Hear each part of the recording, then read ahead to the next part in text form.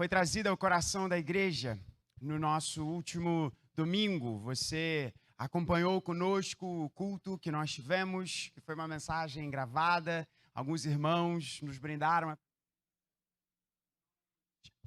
E nós falamos sobre a reconstrução. Começamos a falar sobre a reconstrução de um coração que adora. Falamos sobre a reconstrução do coração de um adorador. À medida que nós estamos caminhando para o final do livro de Neemias, Neemias termina no capítulo 13, e essa mensagem se dá em diversos versos do capítulo 12 de Neemias, de modo que, se o Espírito Santo não ajustar um pouquinho a rota no nosso coração, nós teremos apenas mais 2 mensagens nesse livro que tanto falou ao nosso coração. Foi uma bênção essa série, tem sido uma bênção, e há de ser assim nessas 2 mensagens restantes de Neemias. Aprendemos muitas coisas através da palavra de Deus, coisas preciosas ao nosso coração. E falamos, amados, que a partir do capítulo 6 de Neemias, e eu convido você a abrir a sua Bíblia e não deixá-la fechada, no capítulo 12 de Neemias, nós falamos no último domingo, e aqui vai um pequeno recap para você na mensagem passada. Nós falamos que a partir do capítulo 6 de Neemias, o muro foi reconstruído. A obra que Deus havia colocado no coração deste homem chamado Neemias, que ocupava uma posição extremamente alta no governo mais poderoso de todo o globo terrestre no seu tempo. Ele era o chefe de gabinete, que era o que o copeiro fazia, a posição de copeiro do rei, era o chefe de gabinete do rei, era um conselheiro do rei, ele era o conselheiro do rei Artaxerxes, um homem mais poderoso dos seus dias. E Neemias abre mão de uma posição na corte do país mais poderoso do seu tempo e abraça o chamado que Deus havia colocado no seu coração. E que chamado era esse? A reconstrução dos muros de Jerusalém. E essa reconstrução, ela termina após 52 dias de obra incessante no capítulo 6 de Neemias. E o que temos falado é que, se você for um leitor atento da palavra de Deus, e esta tem sido a tônica nas nossas mensagens, você já percebeu que o Espírito Santo de Deus não estava preocupado com tijolo, areia, cimento, pedra. O Espírito Santo estava preocupado não apenas com a reconstrução dos muros. A intenção do coração de Deus era de reconstruir uma nação, reconstruir uma comunidade, reconstruir um povo, porque Deus se preocupa com gente. Nós nos preocupamos com estruturas, com processos, com um monte de coisa. A preocupação do coração de Deus se encontra fundamentalmente em gente. Essas coisas, elas podem ter um determinado grau de importância, mas não devem ocupar o centro do nosso coração. E se a preocupação de Deus é com gente, a nossa preocupação como igreja deve ser também com gente. E a partir do capítulo 6, nós passamos a tratar de diversos assuntos, e toda a nossa série está disponibilizada nas nossas redes sociais. Se você não pegou alguma, ou se você está nos visitando e quer ver tudo que nós tratamos ao longo deste livro de Neemias, está tudo disponível aí no nosso Spotify, no YouTube e por aí vai. Tratamos de diversos itens, diversas questões que o Espírito Santo de Deus quis trabalhar no coração daquela comunidade e, portanto, quer trabalhar em nós também. E agora estamos falando sobre este coração de adorador, de adoração. Porque a partir da reconstrução dos muros, nós temos um grande reencontro do povo com o Deus vivo. A lei é anunciada, explicada, pregada. Um grande arrependimento acontece na nação. E um avivamento se segue a esse arrependimento. E no capítulo 12 nós falamos sobre essa grande festa de dedicação. É um grande culto do qual participa toda a cidade. E é lindo, nós falamos sobre isso e nós não teremos tempo, já são 8h20, nós não teremos tempo nessa noite de ir nos detalhes que nós fomos na mensagem anterior. Mas se você for lembrar, se você estava aqui, se você ouviu, se não, eu digo a você, o povo organiza um culto que é abençoado demais. Eles dividem toda a cidade em 2 grandes coros. Eles chamam todos os músicos, todos os cantores, todos os líderes de adoração da nação. Eles vão até Jerusalém e eles fazem o seguinte: da porta do templo, metade da cidade se divide e vai para o lado esquerdo. Tico e Teco deu um bug aqui. E foram para o lado esquerdo. E circundaram toda a muralha. E aí a outra metade foi para o lado direito. E circundou toda a muralha de Jerusalém, que agora tinha sido construída. E o povo ficou ali na cidade, e eles cantaram. E o texto nos diz que os instrumentos musicais eram diversos, e houve grande festa. E o louvor daquele dia foi tão alto que as pessoas ouviram de longe. E nós falamos de 3 coisas que devem existir na nossa adoração. Ela deve ser bíblica, ela deve envolver todo o nosso ser, ou seja, nós não adoramos segundo a nossa imaginação, nós adoramos segundo a revelação de Deus. A adoração, ela deve compreender o nosso corpo por completo. Nós cantamos, nós batemos palma, nós nos prostramos, nós nos ajoelhamos, nós produzimos música, arte com júbilo, porque Deus dotou você de fôlego nesses pulmões. Portanto, eu falei isso bastante no sermão passado. Coloca isso para jogo no momento da adoração da sua igreja, porque Deus entregou você, Deus fez você dessa forma. E a adoração a Deus compreende todo o nosso corpo, e ela também é uma adoração feliz. E falei sobre aquela frase de Lutero: o Deus feliz é adorado por gente feliz. E agora nós falaremos sobre como essa adoração se dá.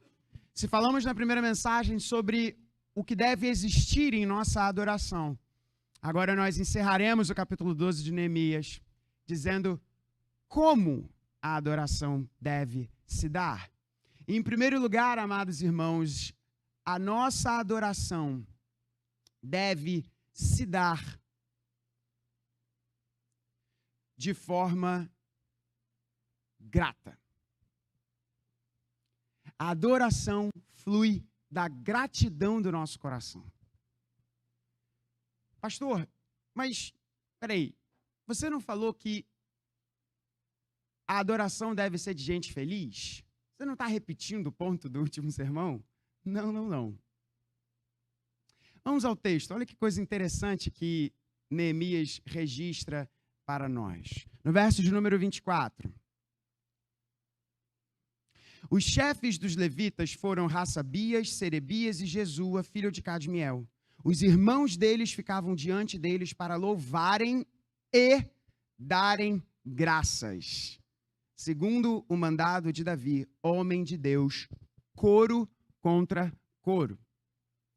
É muito maravilhoso isso. O texto nos diz claramente que eles ficavam diante deles para louvarem e darem graças a Deus. E se você for ler o texto em casa, nós não faremos isso por uma questão de tempo, você verá que vai pulsar do texto a gratidão do povo. Agora, qual é a diferença em dizer que a nossa adoração deve ser uma adoração alegre e dizer o como na nossa adoração a gente tem que ser grato? Porque significa, meu amado irmão, que você tem que ser grato mesmo quando você estiver triste. Significa que a gratidão não é uma sugestão. Se nós olharmos ao longo de todo o saltério, nós veremos um comando de Deus. Eu gostaria que você pensasse um pouquinho no livro dos Salmos. Toda a Bíblia não é inspirada por Deus? Sim. O saltério não são canções compostas, orações escritas por homens e mulheres? Sim. Mas quem inspirou toda a Bíblia? O Espírito Santo. Então, o Espírito Santo usou homens e mulheres na composição das suas canções e das suas orações para informar algo ao nosso coração. E quando você olha o livro dos Salmos, você vê um comando o tempo inteiro dizendo: louvem ao Senhor, seja grato ao Senhor, expresse a sua gratidão a Ele, expresse a sua gratidão a Ele. O que o Espírito Santo quer que eu e você entendamos? Que a nossa adoração a Deus, ela é uma resposta ao agir de Deus na nossa vida, não é iniciativa. Nós cantamos uma canção que eu amo demais, é essa Santo Espírito. Mas, infelizmente, algumas pessoas compreendem isso errado. A gente não fez, irmãos, um canto de invocação para Deus. Nós não atraímos a presença de Deus. Nós estamos aqui porque Deus já estava aqui. Deus nos chama à sua adoração. Quando nós cantamos, Espírito Santo, tu és bem-vindo aqui, nós estamos falando do nosso coração, desse encontro íntimo com Deus, mas nós respondemos à graça que Ele comunicou ao nosso coração. Nós respondemos com gratidão. E eu gostaria que você entendesse isso. Gratidão para o crente é comando, não é sugestão. Eu vou dizer isso mais uma vez para gravar no seu coração. Gratidão para o crente é comando, é ordem, não é sugestão. Não é condicionado a alguma coisa. Ah, eu estou bem financeiramente, então eu sou grato. A minha família está tudo bem, então eu sou grato. Eu estou saudável, então eu sou grato. Não! A palavra de Deus nos diz, seja grato. Expresse a sua gratidão. Pastor, para você deve estar sendo muito fácil isso. Afinal de contas, você está super feliz, né? Hoje, no culto da manhã, você anunciou que você está esperando, né? O terceiro herdeiro. Segundo Benjamin, a nossa bolinha. A gente mostrou para ele como é que estava na barriga da Ninó, que é a bolinha nadando na barriga da mamãe.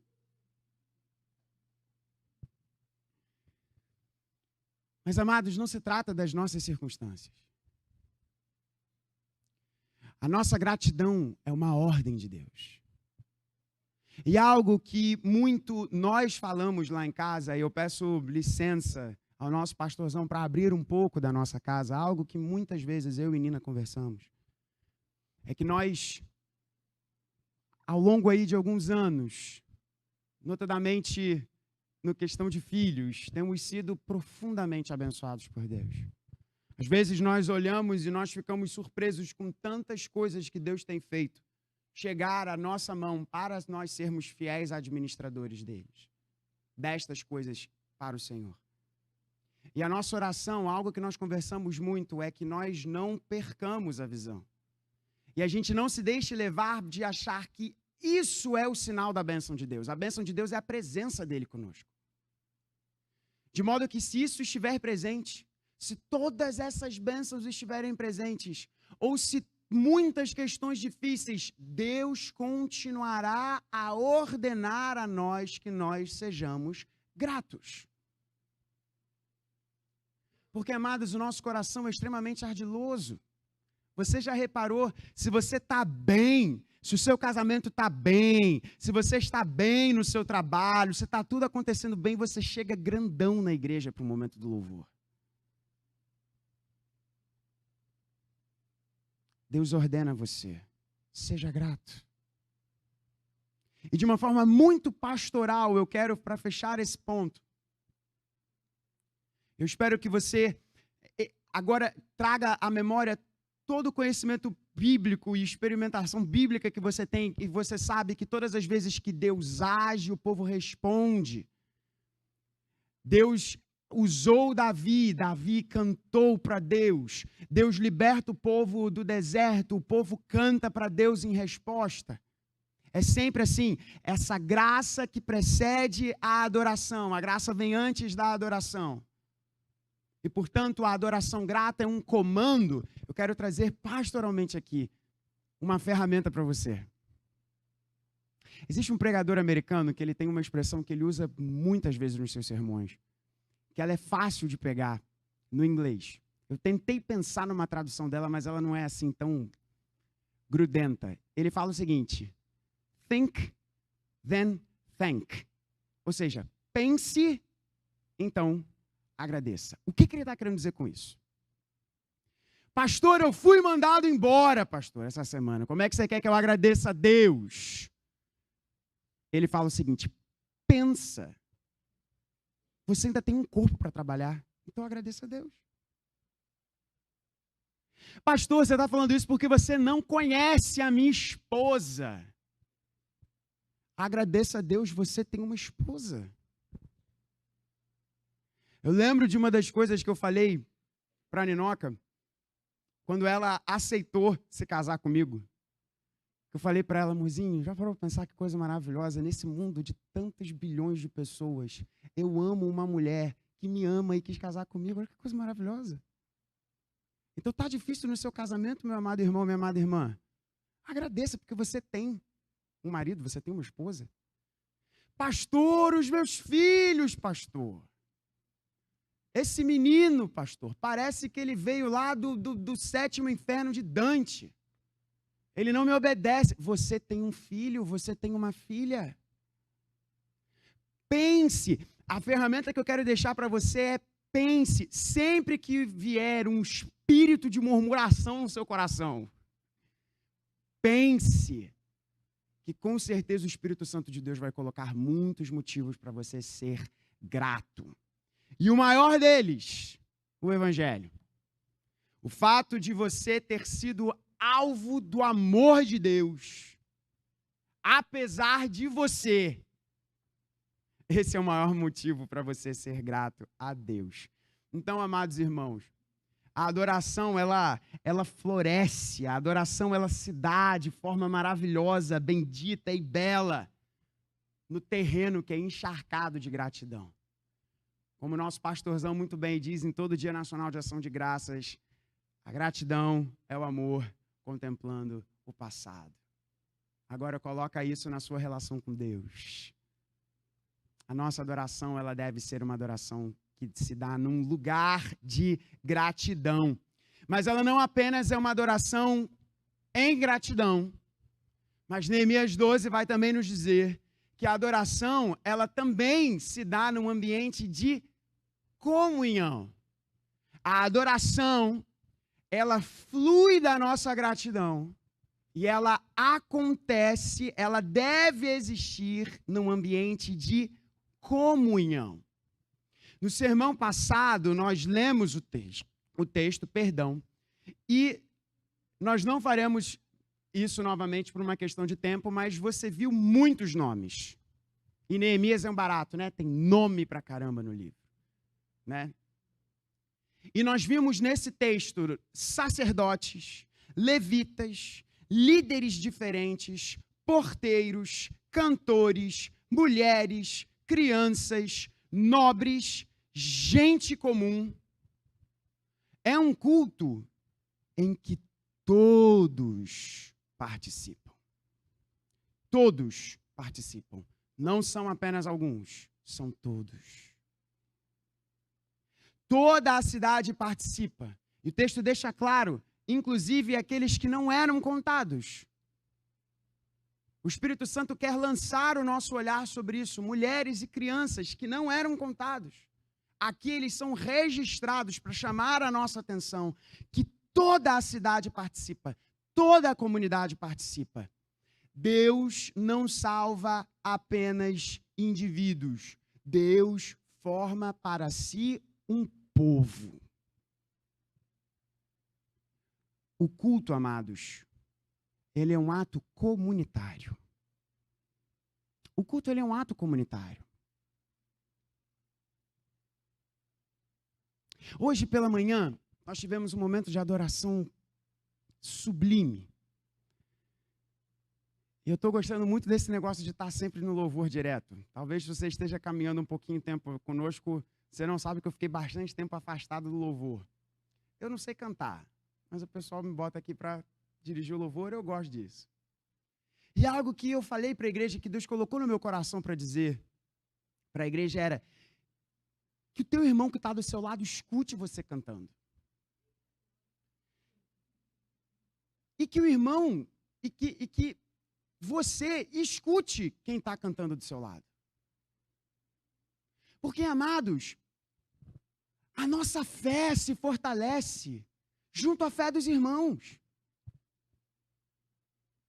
A igreja reunida em adoração é um testemunho dessa multiforme sabedoria de Deus, que chama a gente diferente, com vozes diferentes, com talentos diferentes, histórias diferentes.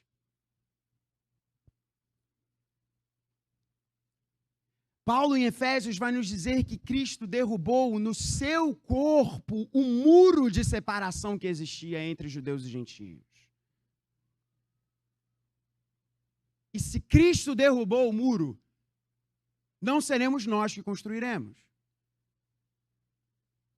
É por isso que quando a igreja se reúne para adorar, cantando, orando, ouvindo a palavra, todos nós fazemos isso.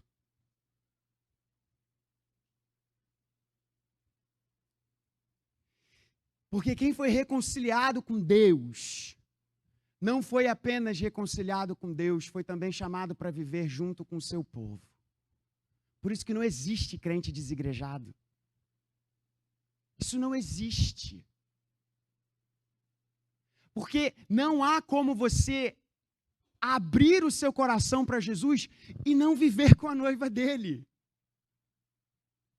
Não existe isso de você adorar a Deus online. Calma que eu vou explicar o que eu estou querendo dizer. Se você estiver enfermo, se você estiver na cama de um hospital, aí tudo bem. Eu estou dizendo principalmente para você que está nos ouvindo em casa. Você tem que estar aqui. Se você estiver enfermo, que o Senhor cure o seu corpo, senão você tem que estar aqui. Senão que traga arrependimento ao seu coração. Porque lugar de crente é junto de crente. Crente foi chamado para adorar a Cristo no meio dos crentes. A adoração, ela é comunitária. Vocês não têm noção de como o meu coração é fortalecido quando eu vejo a minha igreja adorando. Quando eu vejo você louvando, cantando para o seu Senhor, que também é o meu.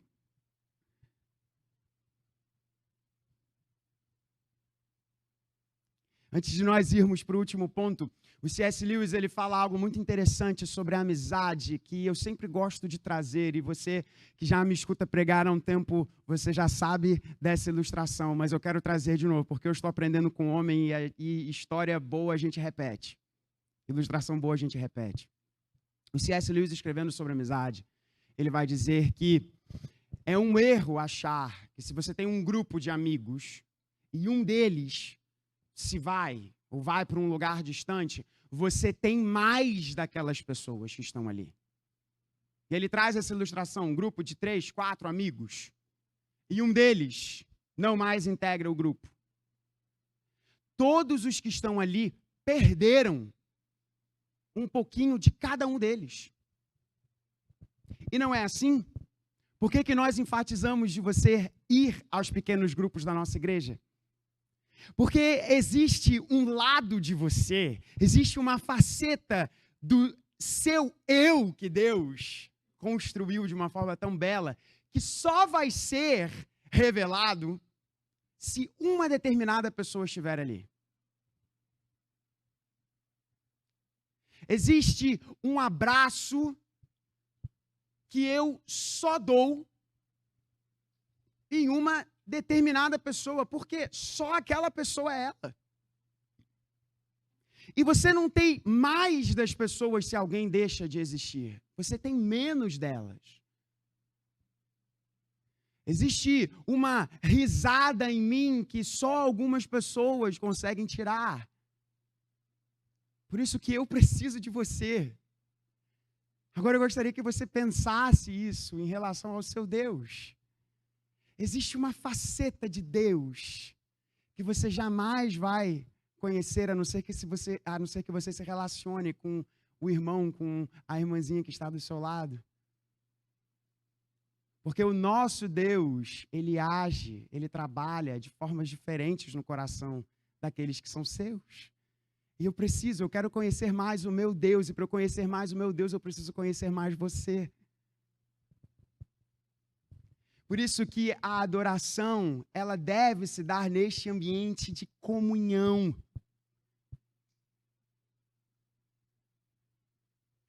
Que a sua adoração fortaleça a fé de quem está perto de você. Que a sua cantoria, que você tomando banho, cantando louvores a Deus, você abençoe a sua família. Até porque uma coisa que temos falado aqui, e eu creio nisso de todo o meu coração, louvor é arma de guerra. E nós somos um exército que vai para a nossa guerra cantando e louvando a Deus. E quem está aqui precisa conhecer mais de Deus através da sua adoração. Para a gente fechar Neemias 12. Esses muitos nomes, estas muitas funções que o texto nos apresenta, não apenas nos falam que a adoração ela é comunitária, não apenas que a adoração ela se dá neste ambiente de gratidão, não apenas a adoração deve se dar neste lugar de comunhão, mas a nossa adoração ela também é proclamação. Gratidão, comunhão, proclamação. Veja comigo o verso de número 43. No mesmo dia ofereceram grandes sacrifícios e se alegraram, pois Deus os havia enchido de alegria. Também as mulheres e as crianças se alegraram, de modo que a alegria de Jerusalém podia ser ouvida de longe. Podia ser ouvida de longe. E no verso de número 46, pois já no passado, nos dias de Davi e de Asaf, havia chefes dos cantores, cânticos de louvor e ações de graças a Deus. 47, todo o Israel, nos dias de Zorobabel e nos dias de Neemias, dava aos cantores e aos porteiros as porções para cada dia. Também consagrava as coisas destinadas aos levitas, e os levitas consagravam as porções destinadas aos filhos de Arão. O que eu e você devemos entender aqui?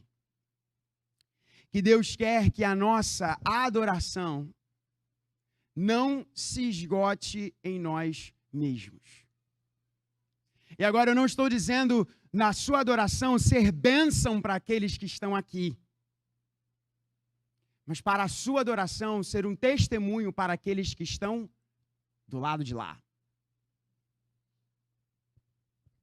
Deus leva tão a sério isso que o texto termina dizendo que toda a nação de Israel separava as porções dos cantores, dos porteiros, dos servos, como uma forma de mostrar, nós levamos a sério o que é feito.